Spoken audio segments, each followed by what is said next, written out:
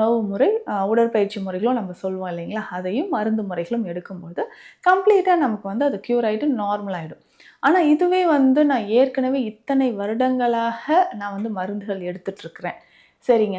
இதிலிருந்து நான் எப்படி மீளலாம் அப்படின்னு பார்த்தோம்னா, ஏற்கனவே நீங்க எடுத்துட்டு இருக்கக்கூடிய மருந்துகள் எடுத்துட்டு, அதனோடயே சேர்த்து தான் நம்ம வந்து சித்த மருந்துகள எடுக்கணும். ஸோ அதனோட சேர்த்து சித்த மருந்துகளை எடுக்கும்பொழுது எத்தனை மாதங்களோ, நாட்களோ அப்படின்னு நம்ம கேட்டோம்னா, ஸோ அதனோட சேர்த்து 1 மாதம் ஃபர்ஸ்ட்டு நம்ம எடுக்கும்பொழுது சுகர் லெவல் குறைய ஆரம்பிக்கும். ஸோ அதற்கப்புறமா வந்து நம்ம பார்த்தோம்னா, ஏற்கனவே நம்ம எடுத்துட்டு இருக்கக்கூடிய மருந்துகள கொஞ்சம் கொஞ்சமாக நம்ம வந்து டோசேஜ் வந்து குறைச்சிட்டு, அதுக்கப்புறம் சித்த மருந்துகள் எடுக்கலாம். கிட்டத்தட்ட ஒரு 2 மாதங்கள் அப்படியே நம்ம எடுத்துட்டு வந்து கம்ப்ளீட்டா அதுக்கப்புறம் சித்த மருந்துகளே எடுத்து இத சரி செய்ய முடியும்.